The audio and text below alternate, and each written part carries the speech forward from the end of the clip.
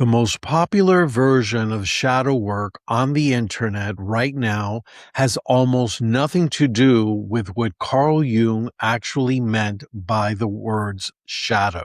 Hello, I'm Dr. RB. I'm a licensed psychologist in the US, and I've been doing Jungian informed depth work in clinical settings for over 20 years. In this video, I want to cover three things. First, what the shadow actually is, because the definition really matters more than people realize. Second, why the social media version isn't just incomplete, it's doing something psychologically different, and for some people, even harmful. And third, what real shadow work actually looks like and what you can start doing right now. I want to name something before we get into it. I'm not here to shame anyone who has done the journaling prompts, who has read the books, who has followed the Instagram account. There's a real reason people are drawn to this material. The psyche wants to be known. The shadow wants to be integrated. That impulse is real, and it deserves a real answer. You just deserve more than what social media is giving you. I have a free guide for you called the Shadow Work Starter Guide, and I would like for you to stay until the end, and I'll tell you how to get your hands on it. It gives you a careful, sustainable way to start engaging with this material without overwhelming yourself. So if this kind of depth work really speaks to you, make sure that you're subscribed, and I put out new content every week. So with that said, let's get started on what shadow actually is. So Carl Jung defined the shadow as, in his own words, a thing a person has no wish to be. That's it. Simple language for something very complicated. The shadow is not your trauma. It's not your childhood wounds. Those are important things, and they deserve their own attention, but they are not your shadow. The shadow is the part of you that kind of got exiled, kind of pushed back into the back burner, as I call it. And it's not because it's evil. It's simply because it did not fit. Now you're probably thinking, fit what? You see, you were raised in a family where, for example, maybe showing anger was dangerous. So what did you do? You became gentle. You became competent, agreeable, warm, and you buried the anger, not because you were bad, because you were learning the rules. You learned that this part of you was not safe to express, so you pushed it below the surface where it continued to operate, but now it operated from the dark, from the unconscious. That is the shadow, the exile, the accumulated weight of everything that got pushed beneath the persona, beneath the face you show the world, because it didn't fit the role that you were playing. The shadow is not malevolent. It is simply energy, psychological energy that has been denied expression through consciousness. And like all energy, it does not disappear when you repress it. It finds other ways to come out. It shows up in projections. You see someone at work who is completely self-centered, and the contempt you feel is disproportionate, almost electric. That charge, that disproportionate charge, is often a projection of your own shadow material onto someone else. Something in that person is reflecting something in you that you have not yet owned. Because when you push it back or you push it under, you kind of disown it. So it becomes something that's not what you think is yours. And that's how the shadow signals its presence. Through the charge, through the places where your reaction is bigger than the situation demands. So whenever you find yourself overreacting or something that's disproportionate, it could be very well that the shadow is trying to make itself known. It shows up in your dreams, for example. Carl Jung spent decades working with dreams because dreams are one of the few places where the unconscious speaks without the persona editing the content or the ego editing the content. The figure that chases you, the animal that appears, the unknown person who says something you don't understand. These are often shadow communications. It shows up in what you most admire, for example, and this is why shadow doesn't mean negative or bad all the time. The person that you put up on the pedestal, the quality you find impossibly attractive in someone else, it's the shadow. Jung called this the golden shadow. It's the shadow, not the dark parts we've exiled. The light parts, the strength, the creativity, the confidence we decided weren't available to us, or like I mentioned in the beginning, that part didn't fit our story. This is what the shadow actually is. Now, let me tell you what the social media version gets wrong and why it matters. The social media version of shadow work says, here are 30 questions to meet your hidden self, for example. Answer them over the weekend. Do the work, heal your trauma, become integrated. All in 2 days, Saturday and Sunday.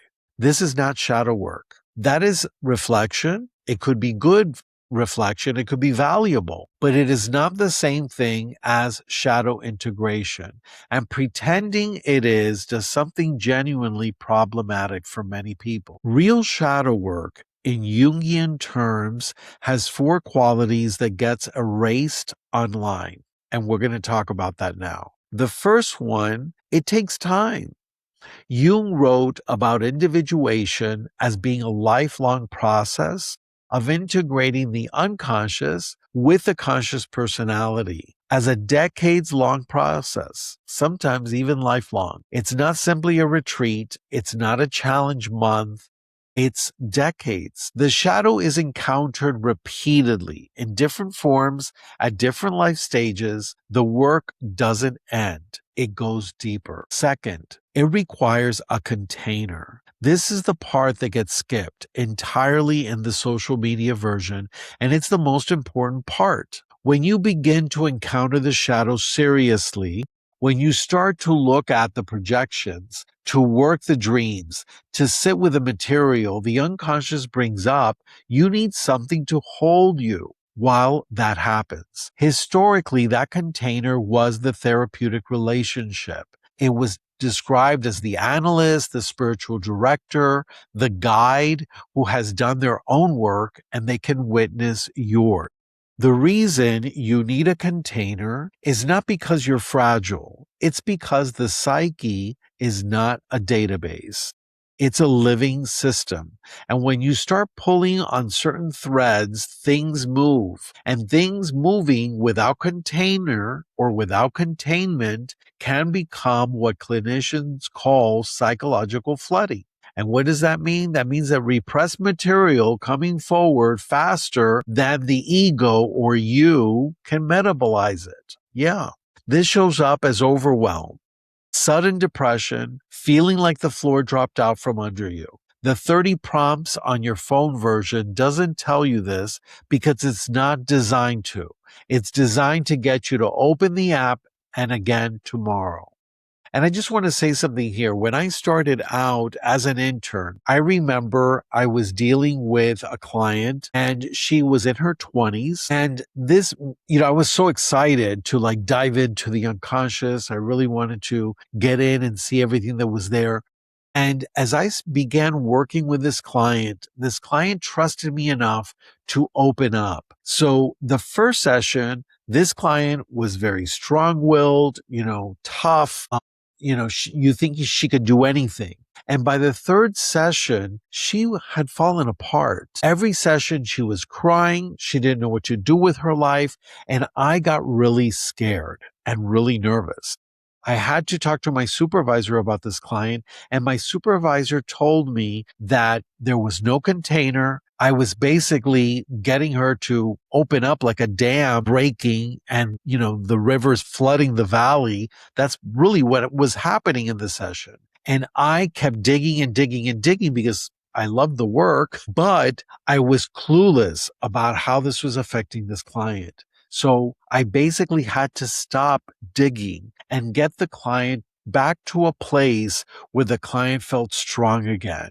So basically, I could not do the deeper shadow work anymore. That shadow work was overwhelming my client. And I learned that very quickly early on. Third principle, shadow work is not about performing your darkness.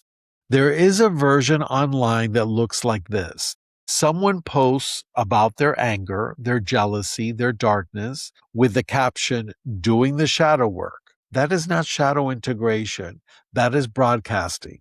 And broadcasting your shadow material to an audience is almost the opposite of integrating it. Integration is a quiet, interior process. It changes you. The way you hold your anger, the way you move through projection, the way you respond when the charge comes up, those changes are interior.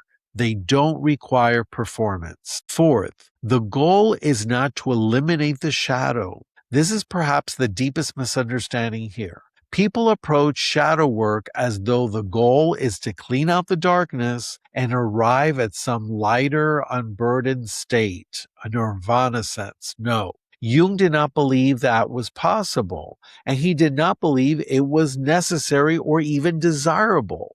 The shadow carries energy, creative energy, assertive energy, erotic energy that your ego has decided it can't afford to express. Integration means bringing that energy into conscious relationship, not eliminating it. Jung wrote something I think about often. One does not become enlightened by imagining figures of light, but by making the darkness conscious, not performing the darkness, not putting it in a catalog on an app, but making it conscious. That is a different thing entirely. It requires honesty and patience, and usually another person who is willing to be your witness in the process. Again, a container. So given all of this, what can you actually do? And I want you to pay attention to the charge, the disproportionate reactions, the person who bothers you for reasons you can't fully explain, the quality you find impossibly attractive in someone else. Don't journal about it as if it's a prompt. Live with it as a question. Ask, what in me is this reflecting? And let the question remain open for a little while. The psyche is not in a hurry. The question is the work. So pay attention also to your dreams. You don't need to interpret them perfectly. Just write them down. Let them breathe, and over time, patterns will emerge. Figures will repeat. Themes will surface. The unconscious is speaking. You just have to learn to listen. So find a witness, and this is the most important thing I can say, and the most countercultural in an era that sells you DIY tools for every inner experience. The work is not meant to be done alone, not because you can't handle it, but because the psyche integrates in relationship, and that's how it was designed. A therapist that has been trained in deep work, an analyst, a spiritual director, a Jungian coach who is not afraid of the dark. That presence is not a supplement to the process. It is part and integral to the process. Very important. So if you can't access that right now, let the inquiry be slow. Let it be patient. Sit with what comes. Close it. Come back tomorrow. The shadow is not going anywhere. It will be waiting for you to be ready. You came to shadow work for a reason. Maybe it was the charge in a relationship. Maybe it was a dream that wouldn't let go of you. Maybe it was the sense that something in you was operating outside your awareness and you were tired of being its passenger. That instinct is right. That draw is worth following. Just follow it at the pace that psyche actually moves, not the pace the algorithm wants you to move at. If this work resonates and you want to explore it more personally, you can always go to my website, discoveringmyself.com. I have a lot of tools and things there for you to look at. I work with people who are doing exactly this kind of work. And now, thank you for staying until the end. Please grab the Shadow Work Starter Guide. It's free and it's in the link below in the description. If this video really spoke to you, again, please make sure that you're subscribed because I bring out new content every week. And once again, thank you so much for having some time to watch this. Your time is very valuable. Remember, you are guided, you are loved, and your path is most sacred. Until next time, this is Dr. RB. Please take good care of your soul.